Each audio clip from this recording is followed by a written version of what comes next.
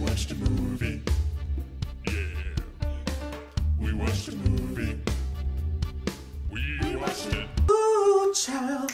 Hey guys, welcome back to We Watched Movie The Strain, episode 4. It's getting shittier. Not really, but it's not really doing anything. For your eyes only, I think that's what the name of it was. I don't know. Who gives a shit, really? In this one, we find out why people's pee-pees fall off. And that's the number one most important thing for me. You find out why people's pee-pees fall off. Usually hookers in Tijuana. The dude that came out and tried to attack them with his double-sided tongue, he beats his face with a fire extinguisher in the last episode. He's like, we have to do an autopsy. I just love that one thing, though, that F says, is he's like, I just killed this man, I have to know why.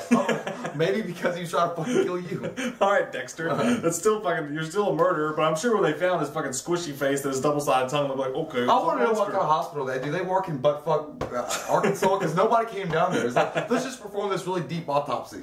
Yeah, so they're doing the autopsy on him, and they're like, first off, they're like, this man has no dick. And then they kind of explain it. They're like, well, it's like the uguchugu, where it poops and pees out of the same hole. And I was like, butt consolidation. Did you hear that Sean Astin was like, that's gross or whatever, and then he's like, it's effective. Like he was taking a side like he was offended. Would you like to have that? Like, I just would like to just be able to stand in one spot, shit pee done. You could do that if you make yourself sneeze. Your eyeballs will pop out. At some point in the show, someone said, I feel like I'm choking just looking at it. And that is a dirty pun. Someone should have said that's what she said immediately. Yeah, actually, I was surprised at what they were allowed to say. With that one little rant that Sean Astin goes on, he's like, because there's some shit coming out of his shithole, and he's like, he has no dick, cover it up, for God's sake, it's nasty. It was grody up on the inside. But, I mean, I always wondered what those nasty fuckers look like. Now they know. Something that bothers me about the show, they go to that, and they go to the little girl again, and Captain Kane comes out, and just starts fucking karate and shit, and the coolest scene in the whole show, he cuts off that little girl's head like it was nothing. Like, you were nothing. He was like, cut off her head. He was like Abraham looked like that badass Obi-Wan. He's like, decapitation, slicing it. He's like, now clean it up. And she was like, I can't take this anymore. And he was like, some people I'll just cut out for it. Fucking deal with it. Yeah, and then Hef was like, I'm gonna go with him. Then he decides, yeah, you know what, nobody's listening to us. These people have fucking crazy vampire tongues, and when the shit gets going, the shit gets rough. That's not right. When the tough get going, the going gets tough. Yeah, you gotta go out and chop some fucking heads off, because it's the strain and they're vampires. And he decides to go with the crazy old man, finally. Who wouldn't? Yeah, and then like, they have this big standoff. And I like the line there. There's some good writing. The guy's like, I know that you admire her for not being able to go all the way, but sometimes you must. He was like Master Splinter. Yeah. So now they've got this qualm with each other or whatever. I really didn't like the whole, I mean, the line with Abraham having what he said makes sense, but Nora, I mean, why did he got a writer like that? Because I thought Nora was going to be on the side of F no matter what. Now she's all of a sudden like, you're going to go hunt people. They're not fucking people. They're literally... If you can't do what it takes, then you can't get takes what gets done. Drink some coffee. I work at a pawn shop. Time to switch to decaf, April. And speaking of which, it was half that. It was half the gangbanger guy who wants to protect his mama. Like half the show was him be like, I love you, mama. Like he was like, I don't like that guy. I mean, he's all right. I did like when the guy comes over there asking for rent, and he brings him outside. He's like, I'm gonna stick you on one of those recycling bins you like so much. But yeah, but again, like a lot of shit starting to happen in the show. It's like sounds like filler. Like I don't need to know that he returned the clock and that the pawn shop owner was an asshole to him. Like yeah, and then like. You know, he goes and sells the car with his Fat Joe buddy, and then, you know, he's only getting $400, and he's trying to act all hard. And I was like, dude, these are 4 dudes. They're gonna fucking shoot you. And he's like, what? Because you got your cane ready or whatever. And he was like, yeah, I always ready. Oh, it was like a ratchet. He's like, you got your ratchet. He's like, that's just good. I carry that in my back. Yeah, you got your clank. That's like, you got your screwdriver. Oh yeah, clank. Ratchet, clank. All of a sudden, like, it turns into The Wire. Like, it's a show about vampires, and we're doing... I don't know what this guy... Like, we've been talking to this guy for 4 fucking episodes now. What the hell does he have to do with anything? Where's fucking Ratmaster? I want the Russian Ratmaster. I thought we were going to see more of him. Yeah, like, Kevin Durant should have been more in this episode. And then, of course, you've got the whole, come and get your love, come and get your love, come and get your love now. Rudy finally is like, I'm a dickhead. I let the guy with the van go, and I'm sorry.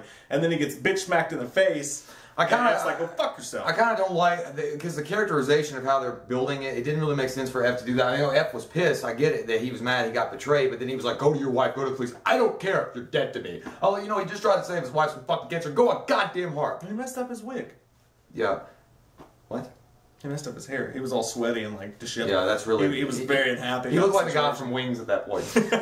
Yeah, crazy bitch. Anne Marie is out there, and like, dude's obviously going nuts, and she's. Did anybody in the world not know he was gonna eat that fucking dog? I felt bad. I knew it was gonna happen. You son of a bitches. And you know, I didn't even know. Shimmy. I didn't even know his name. I thought she kept calling him Hansel. His name's Ansel. So when you marry a guy named Ansel, some weird shit's gonna happen. I loved when she's burying the dog too, and she's like, "It must have been something on that goddamn plane. Who knows what he thought?" No shit, bitch. It's like, yeah, he got a bad fucking Nabisco cookie. Fuck it. That turned him into that. The Exorcist took a shit all over his face, and that's what happens when you have a bad Nabisco cookie from Delta. I like that he chained himself up though. You never see that. You never see someone actually go in the garage and chain themselves up. Did you not think of Shaun of the Dead though? Yeah, that's exactly what I thought of. It's like he's gonna go in there and play video games. But the bitchy fucking neighbor comes down, and the guy's just like, he's too much of a dick. It's unrealistic. Yeah. Nobody's that big of a dick. Not everybody's 100%. And nobody. It's like when he said in Guardians of the Galaxy, he's like, well, no, ma'am, I don't believe anybody's 100% dick. Yeah.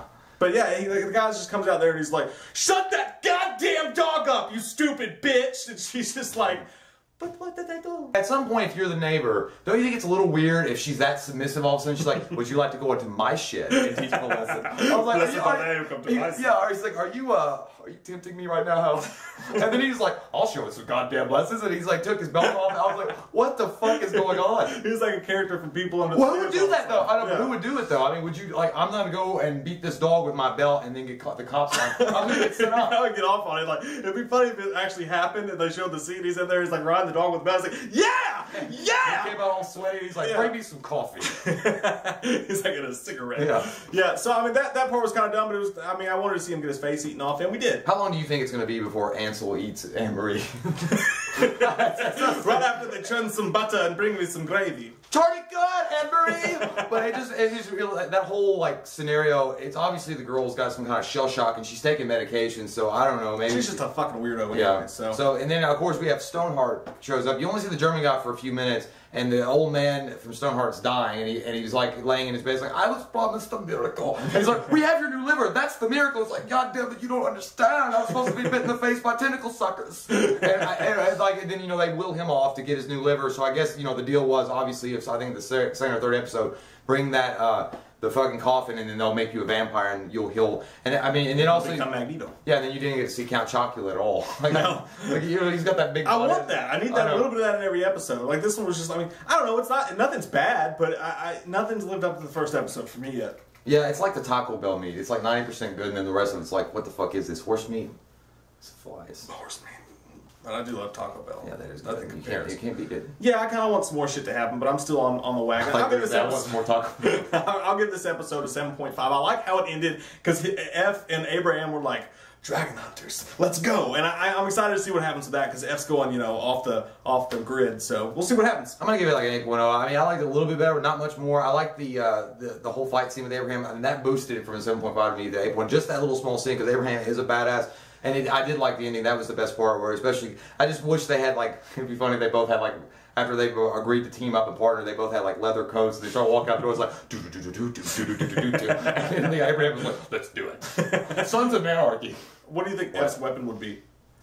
His phone. He looks like a boomerang guy. CDC. It's like power. Is he ever going to explain the milk thing?